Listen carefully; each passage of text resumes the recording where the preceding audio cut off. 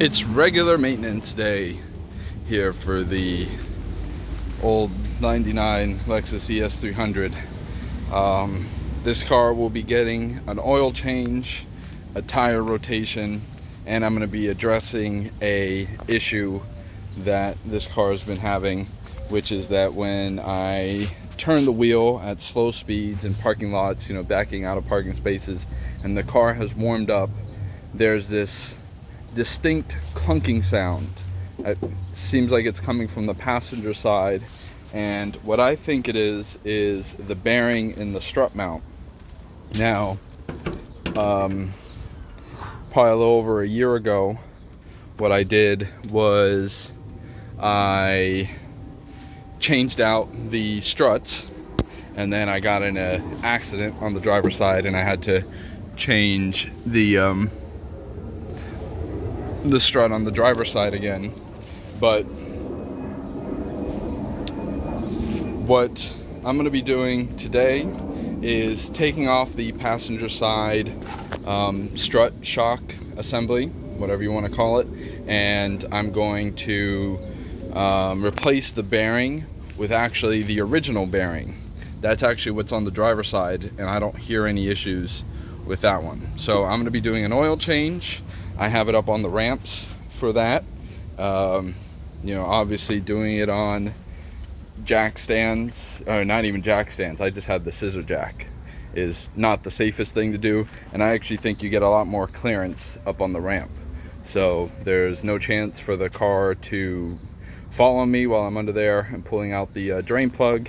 And then once I change the oil and the filter, I will be bringing it down, and then I'm going to do the tire rotation, and I'll do it in the order where the final one will be this passenger side, and then I'll take off the strut. Now, there's some debate about whether you need an alignment after this, and I was kind of debating this myself, and I actually emailed Scotty Kilmer, the big YouTuber, works on Toyotas.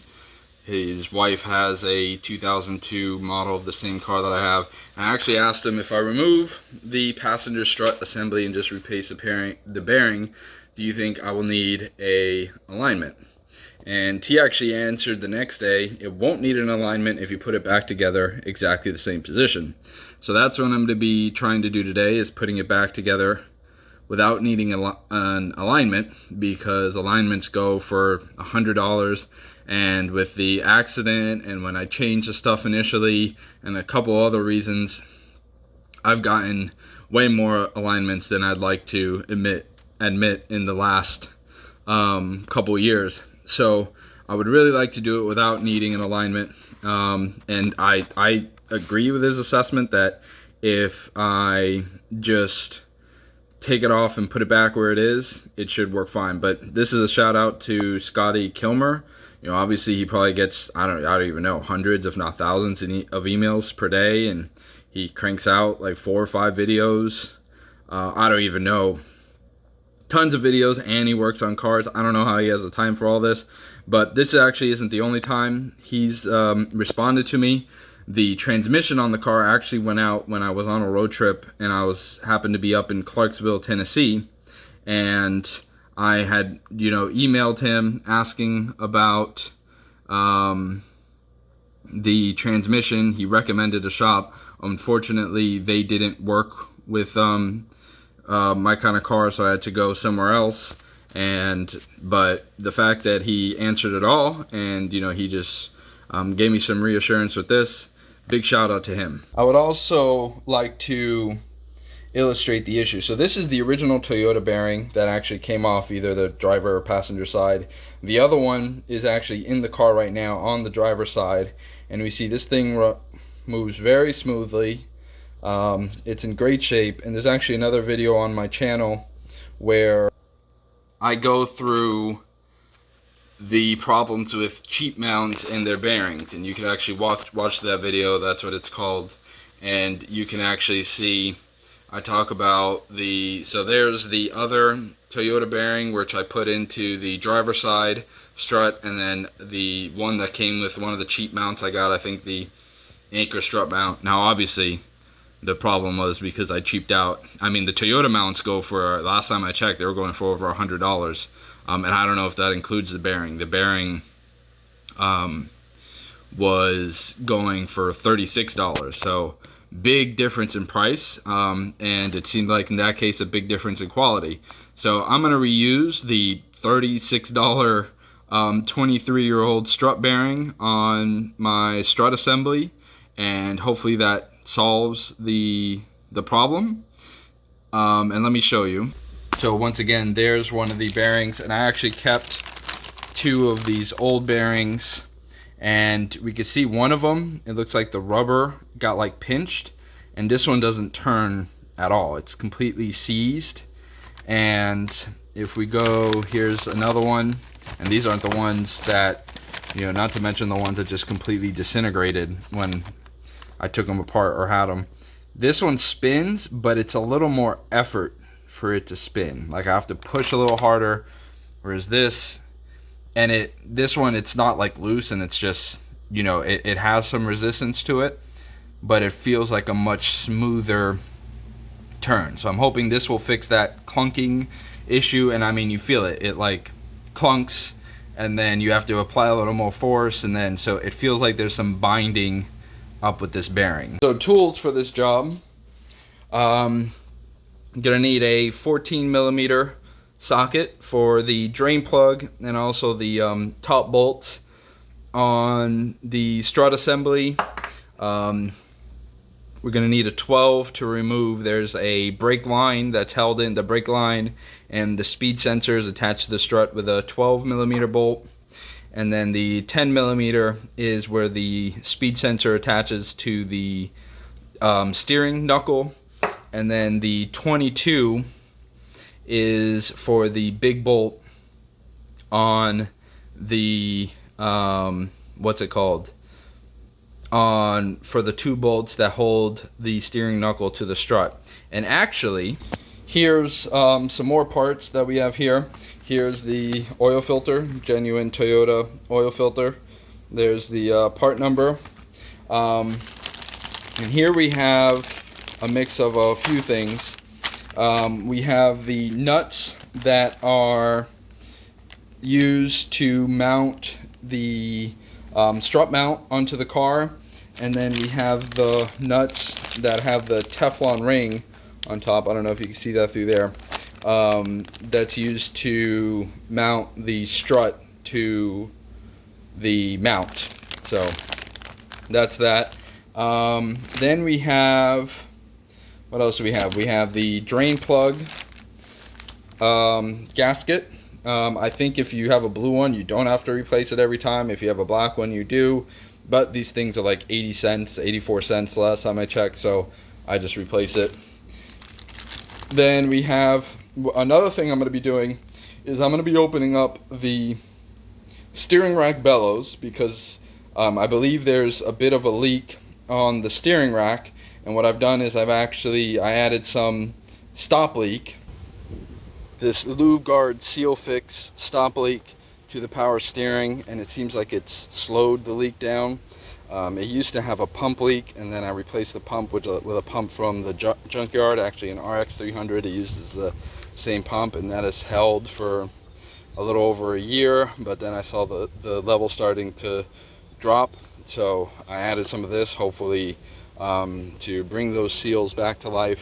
And I also found some fluid down around under the bellows for the steering rack. So what I want to do is I want to get down in there. You can see there's the bellows, and those screws, I actually just used some makeshift screws to tighten those clamps. So since I'm going to undo the clamps, I'm going to then go use some Toyota screws to put them back together.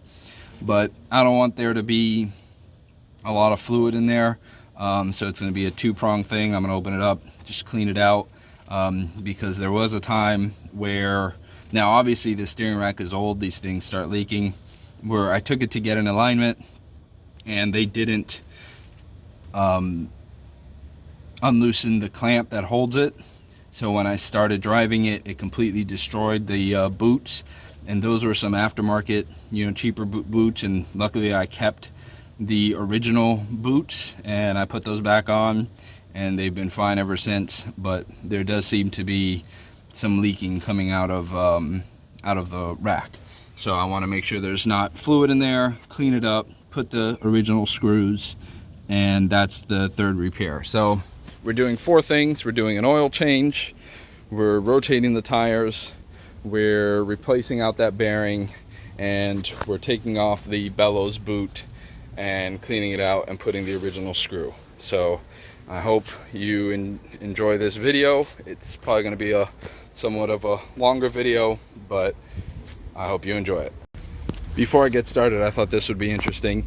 So I parked the car here in the driveway overnight and it cooled down, but I didn't have it up on the ramp. So then I had to turn it on and get it up on the ramps, and that heated it up almost to temperature.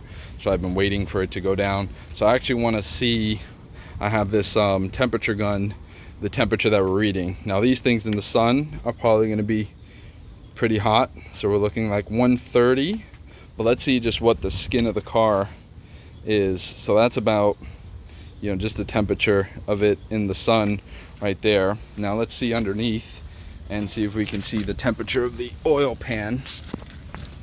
So we're looking at the oil pan right there, and the oil pan's like right at 105 degrees, so that shouldn't be too bad. Let's see what some of these exhausts, 94 degrees, 94. So we're looking pretty cool in here. I mean, obviously it's hot, but not at the level it's gonna burn me. So I think it's ready. I can pull this drain plug, drain it out, and get the oil change started.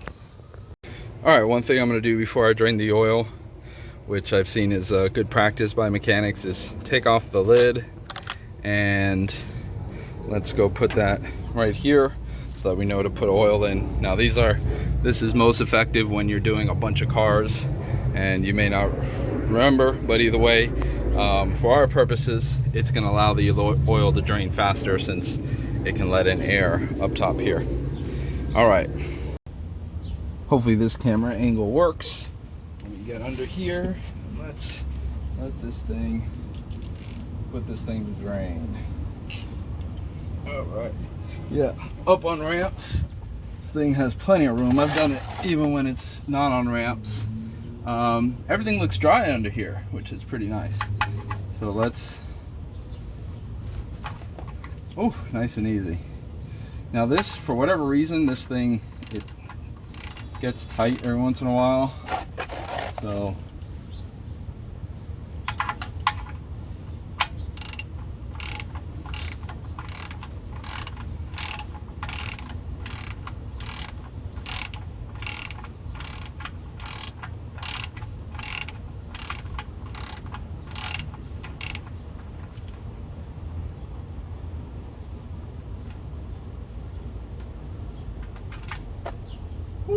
almost. All right, almost got it good.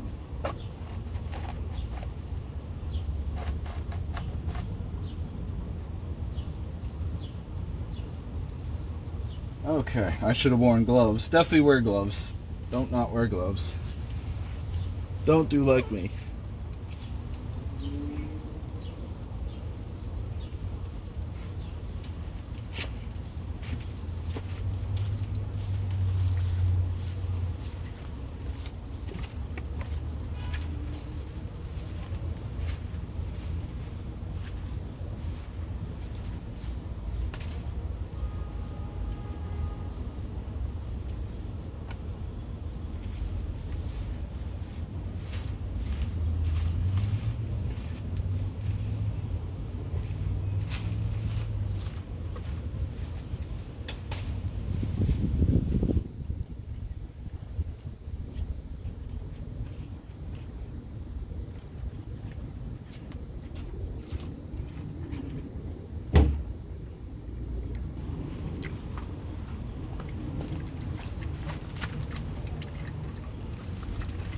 Ooh.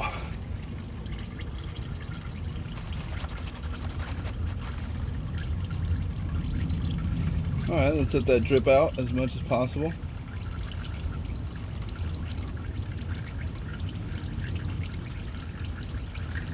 Okay. So while the car drains, we're just going to clean off the drain plug. We're going to remove the crush washer, and then we're going to pour the old oil in a container to take it to our local auto shop to have them recycle it properly. Alright, now we're going to take the washer off and empty this out.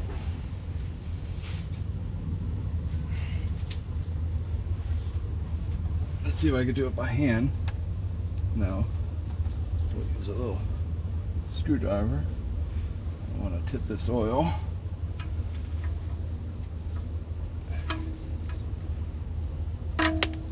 Perfect. And you see I have gloves now.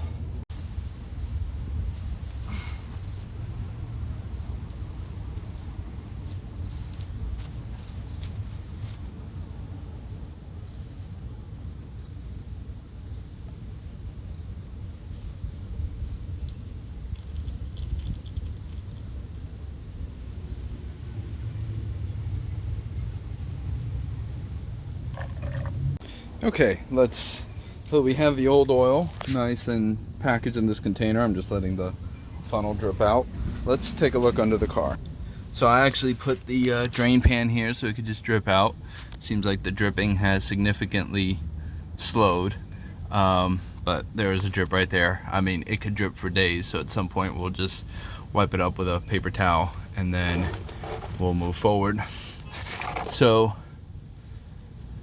I wanted to do a little visual inspection under the car.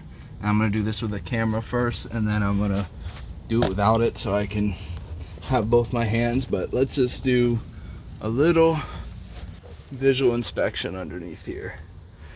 So there's the front engine mount, which I had replaced. Here's the transmission, which recently got rebuilt. Let's zoom out a little bit since we're pretty close here. Okay, so transmission looks good. This axle, it used to have a little bit of play, but now it's nice and sturdy. And let's see, back here we have some oil, and I believe this is from the rack. We can actually see where some of the fluid is coming out of right here. So this sway bar back here is, let's get some light on here and see what we have going on. So that's definitely power steering fluid. It's the classic red fluid. It looks like that nut in the back is a bit wet. Yeah, all the connections are dry. The hoses are dry. Those hoses are wet, but I believe it's coming from somewhere else. Oh, maybe it's coming out of those hoses.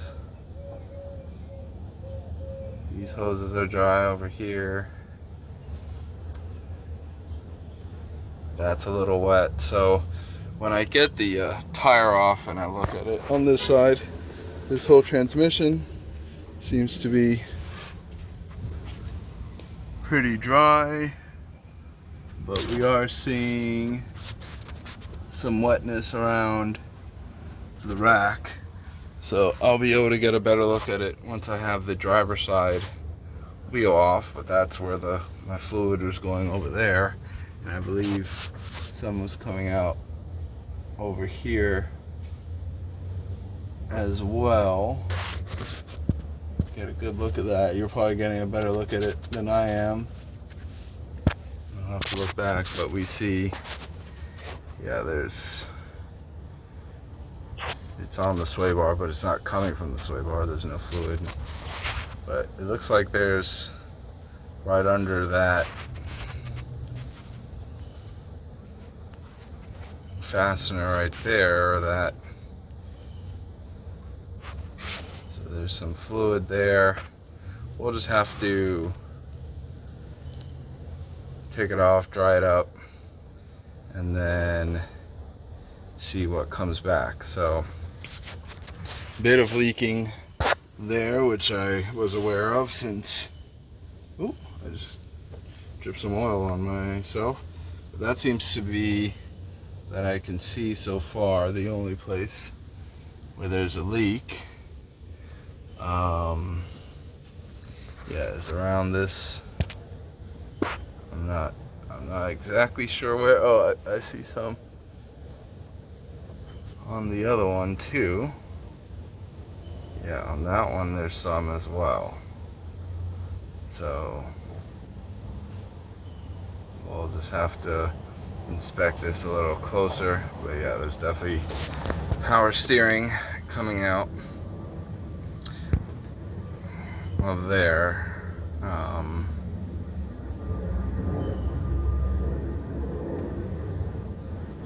Yeah, so we're gonna dry this off and see if we can find, see how bad it is. All right, so we'll just continue looking around. Let's see, could we see in there? What's in here? Oh wow, we can actually.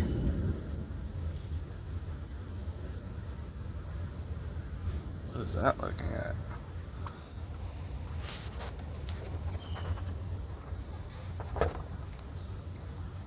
Alright, we're cleaning this off. We're about to put the drain plug back in. And then we'll keep working. So we're about to put the drain plug on, and we're looking at the torque specs. And we see here, this number 2, this is right from the full service manual. And we see that that's supposed to be 33 foot-pounds. And for a visual, we see here the number 2 oil pan. There's the drain plug with the gasket, and it has that little diamond in front. And if we go to the key, we see that it says right here that that gasket is a non-reusable part. So we're going to use a new gasket, and we see the drain plug supposed to be torqued to 33 foot-pounds. So let's go ahead and do that. So here we have our drain plug and our gasket. Hopefully it stays in focus there. And we're gonna go wipe off the area and then put this on and then torque it down. Also a note, you want to make sure that you remove the old gasket and that you're not double gasketing. Now we got it nice and snug. We're going to get our torque wrench and get it right to spec. Here we have the torque wrench, and we see it set right at that 33, just a little bit above 30. And now let's go torque it down.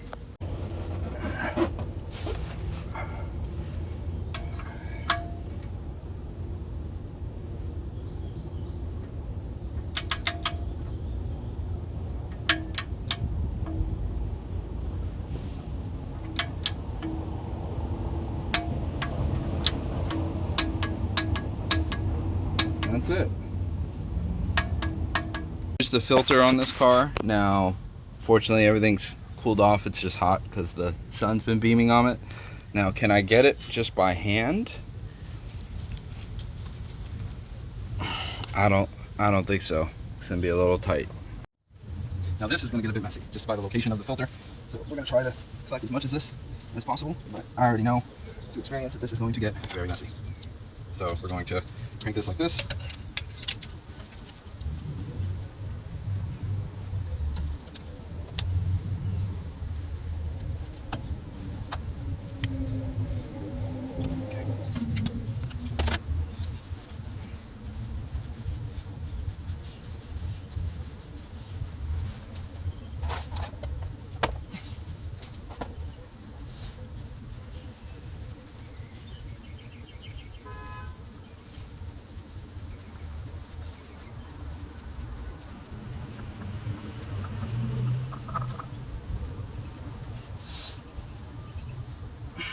Oh boy, what a mess. So let me show you a little of what that looks like down there. If you've worked on any of these cars, you already know. But there is where it is. So, and you know, it's kind of tilted backwards, so as you loosen it, it just drains all over the place. So if you see oil down underneath that, don't immediately think it's a leak. It could just be remnants from an oil change, because that's just the way these cars are. So here's the new filter. We've already seen this, and one of the things I like about these Toyota filters is that their seals come pre-lubricated. So we see that there's a little bit of grease, so it's pretty much just take out and put on. Let's see if it comes with any instructions on here. As completely remove any deposit, apply engine oil to the gasket face while ensuring that filter gasket is fully seated. Tighten the filter another 3/4 of the turn with a dedicated tool. After the gasket makes contact with the insulation surface, after filling the engine oil, run engine for 3 minutes or more to check for oil leaks. Okay, so I guess I wasn't completely right, and you do have to grease it. So we're using Toyota 5W30 oil, not only for this, but that's what we're going to be putting in the car. So let's grease it up and then put the filter on. Before we do that, I'm just going to do a final check that the surface is clean, and then we'll get the filter on. So here's a little update video. We got the oil in. My camera actually overheated while I was pouring the oil, so I had to stop, but nothing really interesting there. Let's see where the oil level is at. It's really hard to see. I don't even know if you can see, and obviously the level is going to go down when I turn on the car, but it's filled up. All right, the oil change is done. So what I do is I use trip B actually to mark the miles, so between oil changes. So it's been 4760.2 miles. We're going to reset trip B, and we're also going to look at the odometer, which is at a nice clean 191,100, and that's where we're doing the miles. So at the latest 196,100, we're going to do it again. That's the miles since I last filled up. See, I'm pretty low on a tank. So let's turn it on.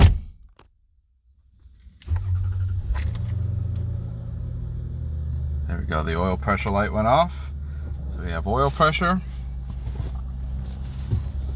It is scorching in here.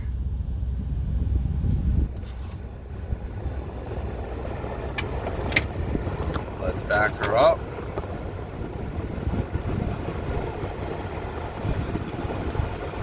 Ooh-wee.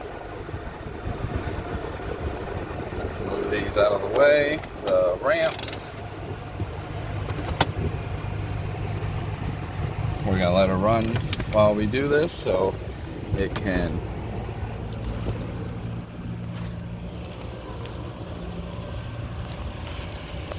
let's move the ramp. So next we're going to rotate the tires, and we see this is the owner's manual that the way they suggest to do it is to move the front. I'm guessing by this arrow. It doesn't really say, but I mean common sense says that that's the front. There's something here that's ineligible or not ineligible, unreadable. I know there's another word for it, but to move the front straight to the back and then to crisscross the back. So the way I'm going to do it is I'm going to start with this one, move it to the front, and to do this, since I'm only using one jack, I'm going to jack this up, take this one off, put the spare on, then move that one to the front. Then when I open up the front here, I'm going to do the thing with the steering rack. Then I'm going to put that one here. Then I'm going to move the front one there, and then I'm going to bring this one over here, and when I got over here I'm going to do the steering rack and also the strut. So that's the game plan. Alright, so here is the rack. Now unfortunately it was leaking. When I pulled the boot off, a bunch of fluid came off, and so we're going to see you know, if now that the stop leak, if that'll diminish. We'll see. But I put some extra grease on the little gear teeth there. I'm gonna put this back together and we'll be done with this.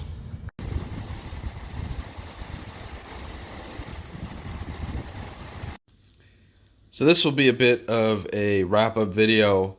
I had to, well, I stopped filming after whatever the last cut was because I wanted to finish up with the limited daylight I had left. Taking off the strut was pretty uneventful. The taking off the boots, there was a lot of fluid in the boots. So I'm glad I drained those out, and then I put on the factory OEM screws that hold those boots or bellows, whatever you want to call it, on the steering rack. Then taking off the strut, I've done it a few times before. It's not that bad. You know, obviously you want to be careful with the spring compressor, and I thought I was going to be able to get away with not compressing the spring all the way, just compressing it enough that it would remove the tension. But when I removed the bolt, it still had a little bit of tension because obviously you can't grab all the way at the top and bottom. You grab somewhere in the middle where you're able to fit the spring compressor, and I was able to rent it from Advance Auto, and I compressed it, took it out, and actually the issue was that I had put in the bearing in backwards. So when you're working with those bearings, at least in that model, the side that has the flush side goes down, and then the indented side, the side that kind of bumps up, face goes up, and I had it the wrong way. So that was, the bearing didn't go bad. It was just my own screw up from, you know, it being my first time replacing shocks and struts and putting it the wrong way. So that's a little word of advice. And then everything went back together. Now, what I ended up finding was when I was doing the tire rotation is that one of my tires actually had a screw in it. It felt like it was very low on pressure, and it was one of the ones in the rear. So I plugged that with a plug kit, and I'll show a picture of where the nail is now.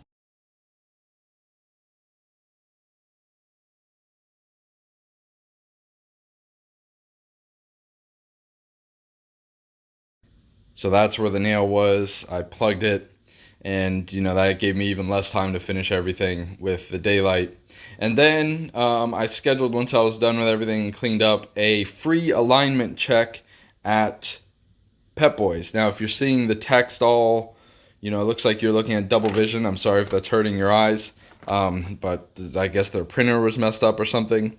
But we see this is 416, so this is today is 416, and everything was fine, was within spec except for the camber on the driver's side. So the camber on the driver's side, I didn't touch anything on the driver's side, so it's at the same, and it's looks like it can be as much as 1.4 degrees, and it was 1.7, so it's 0.3 degrees off. That is the side that I got in an accident, so maybe there was something there, but I'm not gonna. The toe is fine, and everything else was fine. So that's a good little tip. You could get a free alignment check at Pep Boys. Other places may do it too, and I'd always been wondering about that.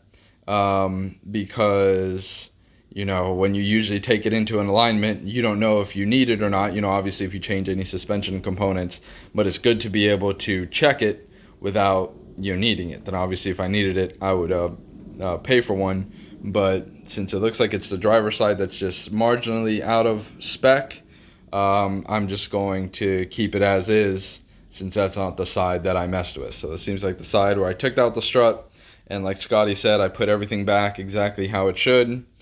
It kept it in alignment. So this was a long video. I don't know if you learned anything. I'm sorry I didn't film the removing the strut or the bellows, but time was an issue. So thanks for watching.